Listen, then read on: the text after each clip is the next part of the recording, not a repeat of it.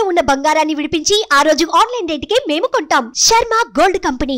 నమస్తే, మీరు చూస్తున్న సుమన్ టీవీ. నేను మీ కీర్తి. అక్టోబర్ 2న సూర్యగ్రహణం ఉంది. ఈ గ్రహణంపై ఎన్నో అనుమానాలు మనందరికి ఉన్నాయి. వాటన్నిటిని నివృత్తి చేయడానికి మనతో పాటు ఉన్నారు ప్రముఖ ఆస్ట్రాలజర్ నందిపట్ల శ్రీహరి శర్మ గురుగారు. నమస్తే గురుగారు. వాగర్థావివ సంపృక్తౌ వాగర్థ ప్రతిపత్తయే జగతః పితరౌ వందే పార్వతీ పరమేశ్వరౌ. సదాశివ సమారంభాం శంకరాచార్య మధ్యమాం అస్మదాచార్య పర్యంతం వందే గురు పరంపరాం. ఆదిత్యాయ చ సోమాయ మంగళాయ బుధాయ చ గురు శుక్ర శనిభ్యశ్చ రాహవే కేతవే నమః. శృంగేరి జగద్గురు పీఠాధిపతులకి, కంచి పీఠాధిపతులకి నమస్కారములు తెలియజేసుకుంటూ కార్యక్రమాన్ని ప్రారంభిద్దాం. గురుగారు, సూర్యగ్రహణానికి సంబంధించి రకరకాల మాటలు వినిపిస్తున్నాయి. కొందరేమో ఎన్నో సంవత్సరాల క్రితం వచ్చింది, మళ్ళీ ఇలాంటి గ్రహణం ఎప్పుడు రాలేదు, సో ఎన్నో రకాల ప్రకృతి వైపరీత్యాలు ఎదుర్కోబోతున్నాం లాంటివి ఎన్నో రకరకాల మాటలు వింటా ఉన్నాం. ఆ కన్ఫ్యూజన్స్ అన్ని వీడియో ద్వారా మీరు దూరం చేయాలి. అసలు ఎన్ని సంవత్సరాల తర్వాత ఈ సూర్యగ్రహణం వస్తుంది? ఇంతకుముందు వచ్చిందా, రాలేదా, ఇక ముందు వస్తుందా, రాదా? వీక్షించేటువంటి సుమన్ టీవీ ప్రేక్షకులు కూడా ఇప్పటికే అనేక ప్రసార మాధ్యమాలలో అనేక మంది పండితులు ఈ యొక్క అక్టోబర్ 2వ తారీఖు రోజున ఏర్పడేటువంటి సూర్యగ్రహణం గురించి అనేక పరిపరి విధాలుగా వాటి యొక్క వివరణ ఇచ్చి ఉన్నారు. అయితే కొంతమంది 100 సంవత్సరాల కిందట వచ్చిందని, లేదు 500 సంవత్సరాలని, కాదు 1000 సంవత్సరాలని, అబ్బే 1000 కాదండి, ఇంకా 2000 3000 సంవత్సరాల కిందటనే వచ్చింది, మళ్ళీ అటువంటిది ఇప్పుడు వస్తుంది. అంటే గ్రహణం, సూర్యగ్రహణం, చంద్రగ్రహణం ప్రతి సంవత్సరం వస్తూనే ఉంటాయేమో. ఒక 5-6 సార్లు, తక్కువ 4-5 సార్ల నుంచి 5-6 సార్ల వరకు వస్తూనే ఉంటుంటాయి. అయితే ఏ ప్రదేశాలలో ఈ యొక్క గ్రహణం ఏర్పడుతుందో, అనగా ఏ దేశాలలో, ఆ దేశంలో నివసిస్తున్నటువంటి ప్రాంత ప్రజలు ఈ గ్రహణ సంబంధమైనటువంటి ఆచార నియమాలు పాటించాలి. అయితే ఇక్కడ గమనించాల్సినటువంటి అంశం ఏంటంటే, వీక్షించేటువంటి సుమన్ టీవీ ప్రేక్షకులు ఈ యొక్క వీడియోని అతి జాగ్రత్తగా ఆశాంతం వీక్షించండి. ఎందుకనంటే ఇప్పటి వరకు మీరు ఈ యొక్క అక్టోబర్ 2వ తారీఖు రోజున జరిగేటువంటి గ్రహణానికి సంబంధించి ఒక యాంగిల్లోనే మీరు చూశారు. కానీ దీని సంపూర్ణమైనటువంటి శాస్త్రీయమైనటువంటి నిఖార్సైనటువంటి సత్యాన్ని ఈ అక్టోబర్ 2 రోజున జరిగేటువంటి సూర్యగ్రహణానికి సంబంధించినటువంటి సత్యాన్ని మీకు అందరికీ తెలియచేయబోతున్నాము. కాబట్టి ఓపికతో ఈ కార్యక్రమాన్ని వీక్షించండి. మీ సందేహాలు అన్నీ పటాపంచలవుతాయి. అయితే మన భారతదేశంలో ఈ యొక్క సూర్యగ్రహణం కనిపించట్లేదమ్మా. ఓకే. కనిపించినటువంటి గ్రహణానికి ఎటువంటి నియమాలు పాటించాల్సినటువంటి అవసరము లేదు. నియమాలంటే ఏంటి? చక్కగా పట్టు విడుపు స్నానం చేయడం, నిల్వ ఉన్నటువంటి ఆకుకూరలు, కూరగాయల్లో, పదార్థాలలో దర్భపోచలు పెట్టడం, ఆ యొక్క సమయంలో, గ్రహణం జరుగుతున్న సమయంలో చక్కగా మంత్రాలు పఠించడం, అలాగే ఇంకా ఈ యొక్క గ్రహణం అయిపోయిన తర్వాత ఇల్లంతా శుభ్రం చేసుకోవడం, ఇలాంటివి దానాది కార్యక్రమాలు, అర్చన పూజాది కార్యక్రమాలు అనేటువంటివి చేసుకోవడం అనేటువంటిది జరుగుతుంది. కాబట్టి ఇక్కడ గమనించాల్సినటువంటి అంశం ఏంటనంటే, ప్రధానంగా మన భారతదేశంలో కనిపించినప్పుడు ఆచార నియమాలు పాటించాల్సిన అవసరం లేదు. కానీ ఈ గ్రహణాన్ని బేస్ చేసుకొని కొన్ని రాశులలో జన్మించినటువంటి వారికి సమస్యలు వస్తాయి.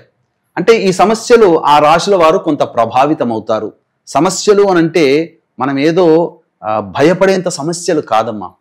ఒక వ్యక్తి ఏదైనా ప్రయత్నం చేస్తున్నాడు, ఉద్యోగం ప్రయత్నం చేస్తున్నాడు, అతను 2-3 ఏ వ్యక్తికైనా 2-3 ఇంటర్వ్యూలకు వెళ్తే ఏదో ఒకటి సెలెక్ట్ అవుతాడు. 10 ఇంటర్వ్యూలు అయినా కానీ సెలెక్ట్ కాకపోవచ్చు. వివాహ ప్రయత్నాలు ఎంతకి కుదరకపోవచ్చు, అన్ని దగ్గర దాకా వచ్చి వెనక్కి వెళ్ళిపోవచ్చు. అలాగే కొంతమందికి మిస్క్యారీస్ అవ్వచ్చు ఈ గ్రహణ ప్రభావం వల్ల కొన్ని రాశుల్లో జన్మించినటువంటి వారికి.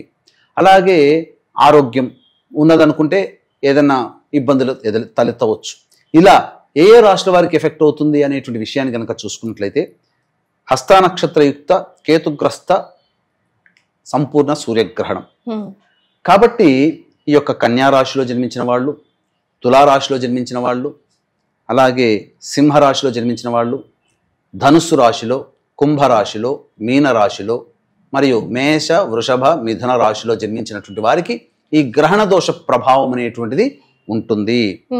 ప్రపంచంలో జరిగేటువంటిది ఎక్కడో జరుగుతుంది. అంటే ఏ ప్రదేశాల్లో జరుగుతుందనంటే అమెరికా, కెనడా, మెక్సికో, అలాగే ఈ సంబంధించినటువంటి ఉరుగ్వే, పరాగ్వే, న్యూజిలాండ్, ఆస్ట్రేలియా, ఇలాంటి చిలీ, ఈ దేశాలలో ఈ యొక్క సంబంధించినటువంటి సంపూర్ణ సూర్యగ్రహణం ఉంటుంది. కాబట్టి ఆ యొక్క దేశాలలో నివసించేటువంటి మన భారతీయులు ఈ యొక్క గ్రహణానికి సంబంధించినటువంటి ఆచార నియమాలు పాటించాలి. మిగతా దేశాల వాళ్ళు ఆచారాలు నియమాలు పాటించే వాళ్ళు కారు. మన హిందూ ధర్మం ప్రకారం మనం నడుచుకోవాలి. విదేశాలలాగా మనం ఉండలేం కదా. కాబట్టి విదేశీయులే మన ధర్మాన్ని పాటిస్తున్నప్పుడు మన ధర్మాన్ని మనం పాటించకపోవడంలో అంతరార్థం ఏంటి?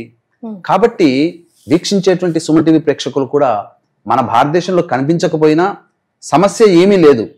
కానీ ఈ యొక్క మేష వృషభ మిథున సింహ కన్య తుల ధనుసు కుంభ మీన రాశుల్లో జన్మించినటువంటి వారికి మాత్రం సమస్యలు కొంత తీవ్రతరం అవుతాయి తప్ప పెద్ద ఇబ్బందులు అంటే ఏమీ జరగవు. కాకపోతే ప్రపంచవ్యాప్తముగా ఈ యొక్క భాద్రపద మాసంలో పాక్షిక చంద్రగ్రహణం, సంపూర్ణ సూర్యగ్రహణం ఈ ఎఫెక్ట్ ఈ భాద్రపద మాసంగా సెప్టెంబర్ అక్టోబర్లో జరిగినటువంటి ఎఫెక్ట్ వల్ల ఆ అమెరికా అనేటువంటిది, కెనడా అనేటువంటిది కొన్ని దేశాలు కామన్గా ఉన్నాయి ఇందులో. కాబట్టి ఖచ్చితంగా దాని యొక్క ఎఫెక్ట్ ప్రపంచవ్యాప్తంగా ఉంటుంది. అంటే చాలా మంది అంటుంటుంటారు ఎక్కడో జరిగేటువంటి దానికి మనకేంటి సంబంధం, మన దేశంలో ఉండేటువంటి వాళ్ళకి అవుతుందానంటే దీనికి ఒక వీక్షించేటువంటి ప్రేక్షకులకి దీనికి ఒక ఉదాహరణ ఇస్తానమ్మా. అంటే ఇప్పుడు 26 డిసెంబర్ 2019 సంవత్సరం ఆ రోజున కేతుగ్రస్త సూర్యగ్రహణం పూర్వాషాఢ నక్షత్రం ధనుస్సు రాశిలో ఏర్పడింది. అంటే ఏర్పడినప్పుడు ఏం జరిగింది? మనకందరికీ కూడా భయభ్రాంతులు ప్రపంచవ్యాప్తముగా స్తంభింపజేసినటువంటి కరోనా 2019 డిసెంబర్లో ప్రారంభమైంది. అంటే గ్రహణం వల్లే వచ్చిందంటారా గురుగారు? ఒకవేళ గ్రహణం లేకపోయినా వచ్చిండుంటుంది. గ్రహణం ముందు, అందుకనే గ్రహణాల ప్రకృతిలో అనగా ఈ యొక్క ప్రపంచవ్యాప్తముగా ప్రకృతిలో ఏర్పడేటువంటి మార్పులకి ఆ ప్రకృతిలో జీవరాశులకి కొంత సంబంధం ఉంటుందమ్మా. తోకచుక్కలు కానీ గ్రహణాలు కానీ ఏర్పడినప్పుడు కొన్ని ప్రాంతాలలో కొన్ని ఇబ్బందికర పరిస్థితులు అనేటువంటివి ఖచ్చితంగా వస్తాయి. రైట్, ఓకే, ప్రాంతాలకు వస్తాయి, ప్రకృతి వైపరీత్యం అలాంటివి జరుగుతాయి. బట్ ఇండివిజువల్ రాశులకు, ఇండివిజువల్స్ కి కూడా అవుతుంది, అంటే మనిషికి కూడా ఆపాదించబడతాయి అని అంటున్నాం కదా మనం. అది ఎలా ఎఫెక్ట్ చూపిస్తుంది? ఎందుకనంటే మనం గ్రహణం ఏ రాశిలో ఏర్పడుతుందో ఆ రాశిని బేస్ చేసుకుని కొన్ని రాశుల వారికి కొన్ని ఎఫెక్ట్ ఉంటుంది. బాగా ఎఫెక్ట్ అయ్యేటువంటి రాశి ఏంటంటే కుంభరాశి, కన్యా రాశి, అలాగే ఈ యొక్క తులారాశి, మిథున రాశి బాగా ఎఫెక్ట్ అవుతుంది. ఒక్కో రాశిలో మీన రాశి కూడా బాగా ఎఫెక్ట్ అవుతుంది. పార్షియల్ గా మధ్యమంగా ఎఫెక్ట్ అయ్యేటువంటిది మేషము, వృషభము, సింహము, ధనుస్సు. గురుగారు ఒక్కొక్క రాశిలో కొన్ని లక్షల మంది పుడతారు, మరి వాళ్ళందరికీ గ్రహణం వల్ల ప్రాబ్లమ్స్ అవుతాయా? అంటే ఒక్కొక్క రాశిలో పుట్టినటువంటి వాళ్ళకి చాలా మందికి ఇప్పుడు చెప్పబడినటువంటి ఏ రాశులకైతే దోషాలు ఆపాదించబడి ఉన్నాయో ఆ రాశిలో జన్మించినటువంటి వారికి మాత్రం సమస్యలు ఉంటాయమ్మా. సమస్య లేని మానవుడు అంటుండడు. కాకపోతే ప్రతి సమస్యకి కూడా కొద్దిగా ఎక్కువ సమస్యలు పడతాయి. ఒకే కారణంకి ఎక్కువగా కష్టపడాల్సి వస్తుంది. ఇది మనం టైం ఫ్యాక్టర్ లో మనం తెలుసుకుంటాం. అంటే ఆ రాశిలో జన్మించిన వాళ్ళు ఈ గ్రహణం తర్వాత ఏర్పడేటువంటి ఎఫెక్ట్స్ ద్వారా వాళ్ళు తెలుసుకోగలుగుతారు తప్ప ఇతమిద్దంగా మనము నిర్ణయించడానికి లేదు. ఎందుకంటే ఆ రాశిలో వాళ్ళు అనుభవిస్తే తప్ప ఆ ఫలితాలు మనకు తెలియవు కదా. కాబట్టి ఖచ్చితంగా ఆ చెప్పబడినటువంటి మేష, వృషభ, మిథున, సింహ, తుల, కన్య, ధనుస్సు, కుంభ, మీన రాశిలో జన్మించినటువంటి వారికి మాత్రం ఈ యొక్క ఎఫెక్ట్ ఉంటుంది. కాబట్టి మన పీఠం ఆధ్వర్యంలో కేవలం పర్ హెడ్ 1500 రూపాయలకి ఈ యొక్క సూర్యగ్రహణ దోష నివారణ హోమాలు అనేటువంటివి చేయించడం జరుగుతుంది. అవకాశం ఉన్న వాళ్ళు కార్యక్రమ తదనంతరం కాంటాక్ట్ చేసి తెలుసుకోవచ్చు. గురుగారు నేను ఇందాక మొదటగా అడిగిన ప్రశ్నలకి నాకు ఇంకా సమాధానం దొరకలేదు. మిడిల్లో నేను ప్రశ్నలు వేయటం వల్ల 1000 సంవత్సరాలు 100 సంవత్సరాల క్రితం వచ్చాయి ఇలాంటి గ్రహణాలు, ఆ తర్వాత ఎప్పుడు రాలేదు. సో ఆల్మోస్ట్ ఇన్ని రోజుల తర్వాత వస్తుంది కాబట్టి చాలా రకాల ప్రాబ్లమ్స్ మనం ఫేస్ చేయబోతున్నాం, బోత్ క్లైమేటికల్గా అండ్ పర్సనల్గా అంటున్నారు, ప్రకృతి వైపరీత్యాలు లాంటివి. అందులో నిజం ఎంత? అంటే చాలా భయపడతాం కదా ఇట్లాంటి స్టేట్మెంట్స్ ఇస్తే. ఇక్కడ వీక్షించేటువంటి ప్రేక్షకులు కూడా గమనించాల్సిన అంశం ఏంటంటే ముఖే ముఖే సరస్వతి. పండితులు అనేటువంటి వాళ్ళు ఎవరి జ్ఞానాన్ని అనుసరించి వారు తమ యొక్క జ్ఞానాన్ని పంచుతుంటుంటారు. ఇక్కడ ఈ చెప్పబడేటువంటి అంశం ఏంటంటే ఎవరిని ఏ పండితుల్ని ఉద్దేశించి కానీ ఏ పండితుల్ని కించపరిచే విధంగా కానీ మనం ఇక్కడ మాట్లాడుకోవట్లేదు. ఎందుకనంటే అనేక ప్రసార మాధ్యమాలలో మీరు కూడా గమనిస్తున్నారు కదమ్మా, కొంతమంది 100 సంవత్సరాలని, 500 సంవత్సరాలని, 1000 సంవత్సరాలని, లేదు 2000 ఇలా పెంచుకుంటూ పోతున్నారు. ఈ సంవత్సరాల తర్వాత మాత్రమే ఇప్పుడు వస్తుందని అంటున్నారు. అంటే అక్కడ అన్ని సంవత్సరాల మధ్యకాలంలో అంతా ప్రశాంతంగా ఉంది, ఇక అసలు ఎటువంటి మారణ హోమం కానీ జన నష్టం కానీ జరగలేదు. ఇప్పుడే అప్పుడెప్పుడో 1000 సంవత్సరాల కింద జరిగిన జన నష్టం అట్లాంటిది మళ్ళీ ఇప్పుడు జరుగుతుందనంటే first world war, second world war వచ్చింది. భారతదేశంలో అనేక మొఘల్స్ టర్కిష్లు వీళ్ళందరూ అనేక మంది దండయాత్రలు చేశారు. ఫ్రెంచ్ వారు, డచ్ వారు, ఎన్నో యుద్ధాలు జరిగాయి, ఎంతో మంది లక్షల మంది చనిపోయి ఉన్నారు. కాబట్టి అప్పటి నుంచి ఇప్పటి వరకు జననష్టమే జరగలేదు, వేల సంవత్సరాల కింద జరిగింది, మధ్యలో అంతా ఆనందంగా ఉన్నారు అనేది అవాస్తవం. ఎందుకనంటే ఇప్పుడు ప్రచారంలో ఉన్నటువంటిది ఏంటనంటే ముఖ్యంగా ఈ యొక్క భాద్రపద మాసంలో వచ్చేటువంటి చంద్రగ్రహణము, సూర్యగ్రహణం ఒకే నెలలో భాద్రపద మాసంలో 2 గ్రహణాలు వచ్చాయి. వేల సంవత్సరాల కిందట జరిగింది. అందున ఈ భాద్రపద మాసంలో అసలు గ్రహణాలే అట్లా రాలేదు. సూర్యగ్రహణం మహాలయం అనగా మహాలయం అంటే కలుపుకుంటుంది, ఇదేదో ప్రళయం లాంటిది అని చెప్పి అందున ప్రళయం అయ్యేటువంటి రోజున పితృపక్షాలలో ఈ యొక్క సూర్యగ్రహణం వచ్చింది వేల సంవత్సరాల కిందట. అందున భాద్రపద మాసంలో 2 గ్రహణాలు ఏర్పడడం అనేటువంటిది అసలు జరగలేదు, ఇప్పుడే జరిగింది వేల సంవత్సరాల తర్వాత అని చాలా మంది పండితులు చెప్తున్నారు. కానీ ఇది అవాస్తవం అమ్మా. ఎందుకంటే నేను విత్ ప్రూఫ్ తో నేను చెప్తున్నాను. ఇప్పుడు నేను చెప్పబోయేటువంటి డేట్స్ ఏవైతే ఉన్నాయో అవి మీరు గూగుల్లో వెతుకొని ఆ డేట్ లో ఎక్లిప్స్ అని కొట్టండి, అది ఇంకేం అవసరం లేదు. మొత్తం వివరాలు మీకు సన్ ఎక్లిప్సా, మూన్ ఎక్లిప్సా అనేటువంటివన్నీ తెలుస్తాయి. అలాగే భాద్రపద మాసంలో, ఎందుకంటే నేను 1940 సంవత్సరం నుంచి 2050 సంవత్సరాలు అంటే 110 సంవత్సరాల వ్యవధి కాలంలో ఇదే భాద్రపద మాసంలో మన భారతదేశంలో కనిపించినటువంటి గ్రహణాలని లిస్టుని మీకు తెలియజేస్తాను.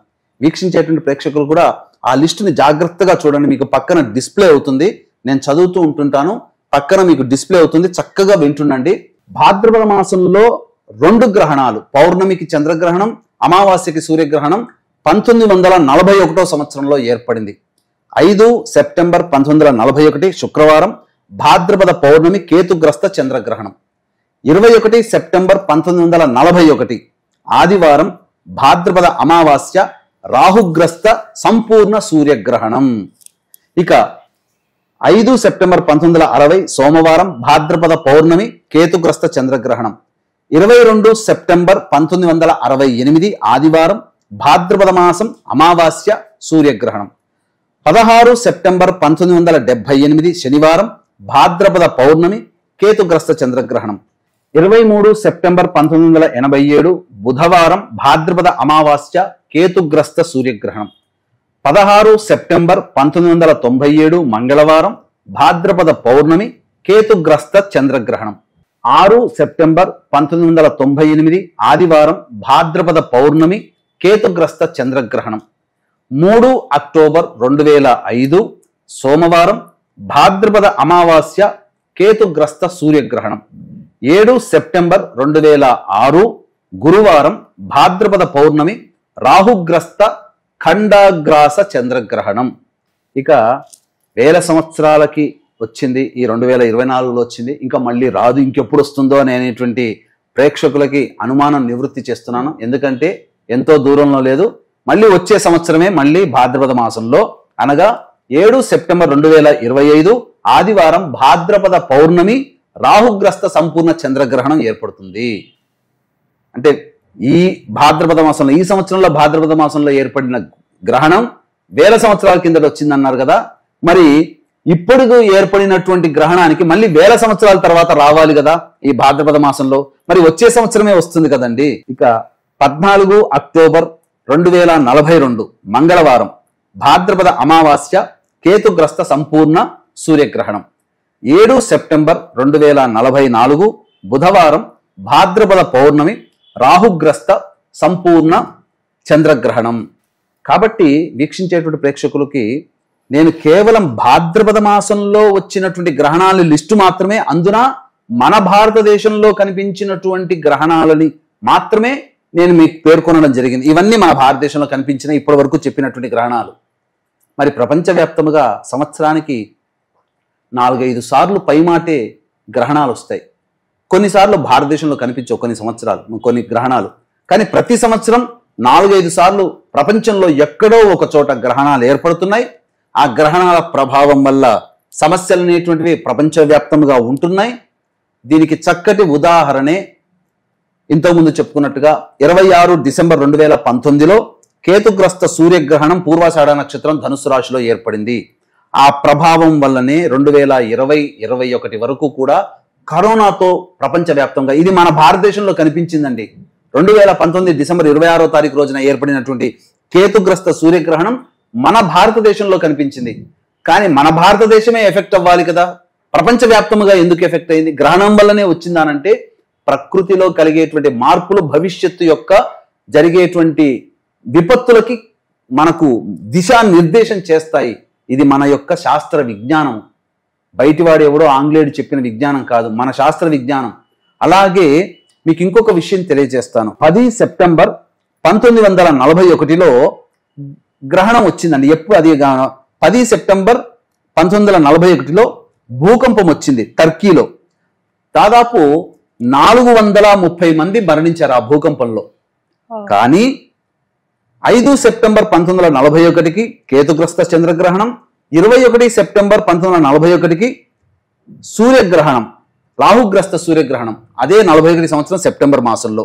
కానీ ఈ మధ్యలో 5 సెప్టెంబర్కి 21 సెప్టెంబర్కి మధ్యలో 10 సెప్టెంబర్ 1941లో టర్కీలో భూకంపం వచ్చి 430 మంది దాకా మరణించడం జరిగింది. అంటే ప్రపంచవ్యాప్తంగా టర్కీకి అక్కడేమీ గ్రహణం కనిపించలేదు. వేరే దేశాలలో ఆ సెప్టెంబర్ మాసంలో 1941లో గ్రహణం వచ్చింది. కానీ టర్కీలో గ్రహణం కనిపించినటువంటి టర్కీలో ఎందుకు ఎఫెక్ట్ అయింది అంటే దీని ప్రభావము ప్రపంచవ్యాప్తంగా మనం ఆలోచించుకోవాలి తప్ప కేవలం మన భారతదేశం అనేటువంటి విషయాన్ని దృష్టిలో పెట్టుకోకూడదు. కాబట్టి ఈ యొక్క గ్రహణం కన్యా రాశిలో ఏర్పడుతుంది. కాబట్టి మేష, వృషభ, మిథున, సింహ, కన్యతుల, ధనుస్సు, కుంభ, మీన రాశుల్లో జన్మించినటువంటి వారు సమస్యలు అధికమవుతాయి తప్ప ప్రపంచవ్యాప్తంగా ఏది తలకిందులైపోదు. ఆస్తి నష్టము, జన నష్టం అంటే జన నష్టం పెద్దగా ఏమీ ఉండదు. కానీ సమస్యలు, ప్రకృతి విపత్తులు వస్తాయి. దీన్ని మనం చూస్తూనే ఉన్నాం. ఈ 2 గ్రహణాలకి ప్రత్యక్ష సాక్షిభూతమైన దేశం ఏదయ్యానంటే అమెరికా దేశం. కాబట్టి ఈ అమెరికాలో దీని యొక్క ప్రభావం వలన హెలెన్ అనేటువంటి తుఫాను అత్యధికంగా అమెరికా హిస్టరీలోనే అత్యంత వేగవంతమైనటువంటి గాలులతో సునామీ సృష్టిస్తుంది. అంటే ప్రభావాన్ని చూపిస్తుంది. 530 కిలోమీటర్ల వేగం గంటకి. అలాగే ఇప్పుడు మనం చూసుకున్నట్లయితే 3వ ప్రపంచ యుద్ధం సంబంధించినటువంటి ఆనవాళ్ళు వస్తాయేమో అనేటట్టుగా ఉంది. ఎందుకనంటే 2023లో స్టార్ట్ అయినటువంటి రష్యా ఉక్రెయిన్ యుద్ధం ఆనాడే ప్రశ్న జాతకం ద్వారా వేసుకొని ఈ యుద్ధం ఇక్కడి నుంచి ఆగదు, అంచెలంచెలుగా జరుగుతూనే ఉంటుందనే విషయాన్ని కూడా ఇదే సుమన్ టీవీలో మీకు నవంబర్ 30వ తారీఖు 2022 రోజున విడుదల చేసిన వీడియోలో చెప్పడం జరిగింది. ఫిబ్రవరిలో వచ్చేటువంటి రష్యా ఉక్రెయిన్ యుద్ధం గురించి నవంబర్ 30, 2022లోనే 2023 ఫిబ్రవరిలో వచ్చే రష్యా ఉక్రెయిన్ యుద్ధం గురించి చెప్పడం జరిగింది.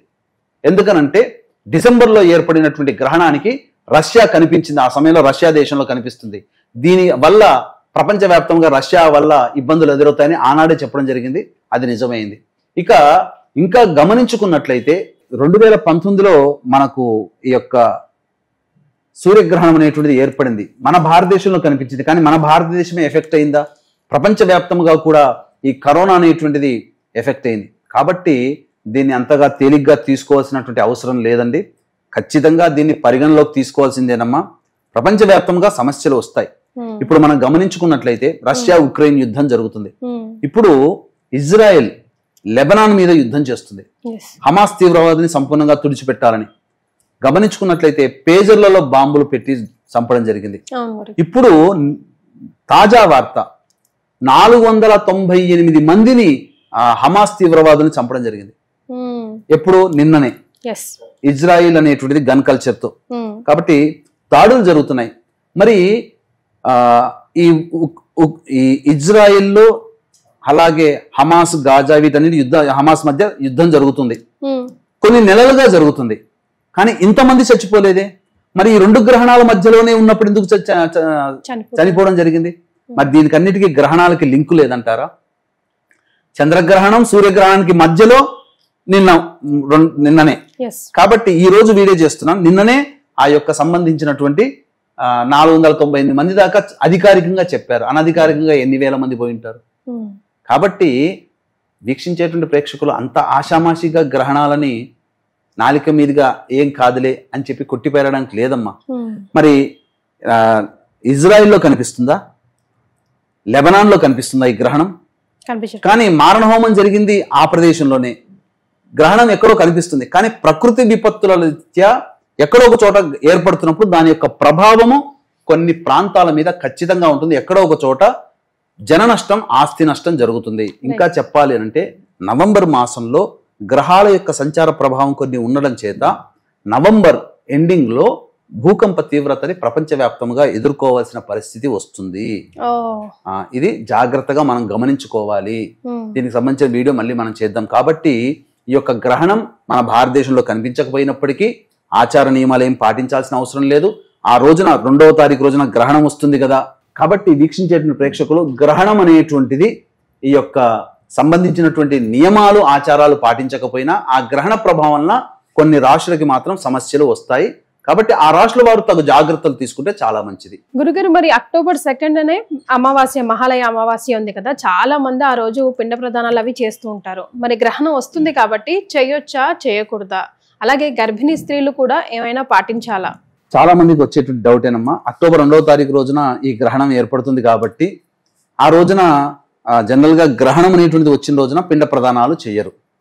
కాబట్టి మన భారతదేశంలో కనిపించదు కాబట్టి మన భారతదేశంలో ఆ యొక్క అక్టోబర్ 2వ తారీఖు రోజున యథావిధిగా పిండ ప్రదాన కార్యక్రమాలు, తర్పణాది కార్యక్రమాలు, స్వయంపాక దానములు, అన్నదానములు అన్ని చేసుకోవచ్చు. గర్భిణీ స్త్రీలు కూడా హాయిగా ఉండవచ్చు, ఇబ్బంది ఏమీ లేదు. మన భారతదేశంలో ఆ యొక్క ప్రభావం లేదు. కాకపోతే America, Canada, Brazil, Mexico, New Zealand, Australia దేశాలలో మన హిందువులు ఎక్కువగా ఉన్నారు. కాబట్టి ఆ ప్రాంతంలోని వాళ్ళు నియమాలు పాటించాలి. కాబట్టి ఆ ప్రాంతంలోని వాళ్ళు తమ పెద్దల పిండ ప్రదానాలు అనేటువంటిది తర్వాత రోజు చేసుకోవాలి.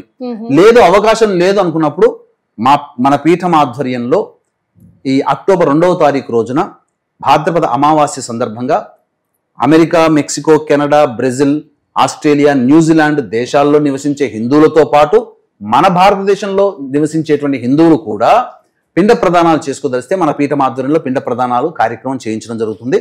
అవకాశం ఉన్న వాళ్ళు ఆ కార్యక్రమ తదనంతరం తండ్రి వైపు 3 తరాలు, తల్లి వైపు 3 తరాల్లో మరణించిన వాళ్ళ యొక్క ఆత్మతృప్తి కోసం చేసేటువంటి పిండ ప్రదాన కార్యక్రమాల్లో గోత్రనామాలు నమోదు చేసుకోవచ్చు. అలాగే వాటి రుసుము వివరాలు తెలుసుకోవచ్చు. అలాగే ఈ యొక్క సూర్యగ్రహణం ఈ యొక్క కన్యా రాశిలో ఏర్పడుతుంది కాబట్టి మేష, వృషభ, మిథున, సింహ, కన్య, తుల, ధనుస్సు, కుంభ, మీన రాశుల్లో జన్మించినటువంటి వారికి ఈ యొక్క గ్రహణ దోషం అనేటువంటిది ఉంటుంది. కాబట్టి ఈ గ్రహణ దోష నివారణార్థమై 3వ తారీఖు రోజున మధ్యాహ్నం 3 గంటలకి గ్రహణ దోష నివారణ హోమాలు కేవలం పర్ హెడ్ 1500 రూపాయలకి చేయించడం జరుగుతుంది. మధ్యాహ్నం 12 గంటల వరకు గోత్రనామాదులు 3వ తారీఖు రోజున నమోదు చేసుకోవచ్చు. అవకాశం ఉన్న వాళ్ళు కార్యక్రమ తదనంతరం కాంటాక్ట్ చేసి పూర్తి వివరాలు తెలుసుకోవచ్చు.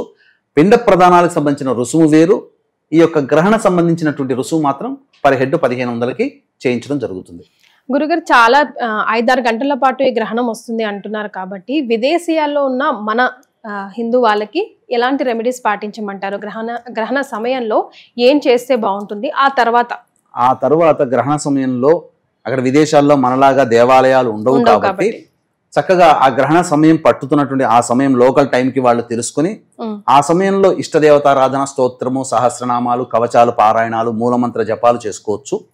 తదనంతరం తెల్లవారి గోధుమలు, బియ్యము, ఉలువలు ఈ 3 దగ్గరలోని పండితులకి దానం చేయొచ్చమ్మ. అలాగే నాగప్రతిమ, చంద్రప్రతిమ, సూర్యప్రతిమ కూడా పెట్టి వస్త్రం ఇచ్చి దానం చేస్తే ఆ గ్రహణ దోష తాలూకు దోషం తొలగిపోతుంది. ఇక మన భారతదేశంలోని వాళ్ళైతే 3వ తారీఖు రోజున రాత్రి 9:32 నుంచి తెల్లవారుజామున 3:15 వరకు ఈ యొక్క గ్రహణ ప్రభావం అనేటువంటిది ఉంటుంది. అంటే మధ్యాహ్నం 3:42 నుంచి రాత్రి 9 గంటల వరకు విదేశాల్లో ఉన్నటువంటి వాళ్ళకి. మనకి రాత్రి 9:17 నుంచి తెల్లవారుజామున 3 గంటల వరకు. కాబట్టి ఆ సమయంలో మనందరూ కూడా మేల్కొని ఉండం కాబట్టి 3వ తారీఖు రోజున దగ్గరలోని శివాలయానికి చేరుకొని నవగ్రహాల చుట్టూ శివాయ నమః అంటూ 27 ప్రదక్షిణలు చేసి ఆ యొక్క చంద్రగ్రహణం అనేటువంటిది 3వ తారీఖు వస్తుంది.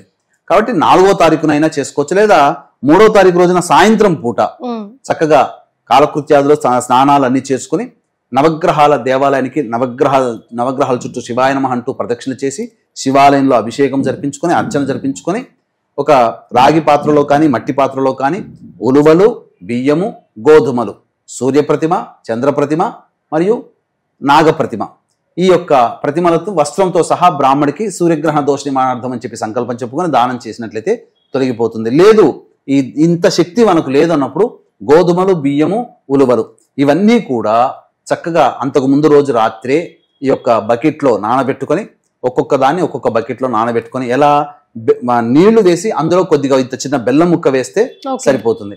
అది కరిగిపోతుంది. ఆ కరిగిపోయిన నీటిలో ఒక దాంట్లో గోధుమలు, ఒక దాంట్లో బియ్యం, ఒక దాంట్లో ఈ యొక్క ఉలువలు పెట్టేసేసి రాత్రి నానబెట్టి తెల్లవారి ఆ గ్రహణ సమయంలో అనగా మధ్యాహ్నం 3 గంటలకి మన కాలమానం ప్రకారం ప్రారంభమవుతుంది. రాత్రి 9 గంటలకు కాబట్టి తెల్లవారి 3వ తారీఖు రోజున ఈ యొక్క సంబంధించినటువంటి ఆవు కనుక తినిపించినట్లయితే మంచి జరుగుతుందమ్మా. రైట్, చాలా సంతోషం గురుగారు. నిజంగా ఈ సూర్యగ్రహణానికి సంబంధించి ఒక్కొక్కరు ఒక్కొక్కలాగా చెప్పేసరికి విపరీతమైన క్వశ్చన్స్ వచ్చాయి.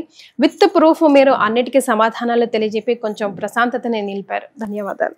సర్వం శ్రీ ఉమామహేశ్వర పరబ్రహ్మార్పణమస్తు.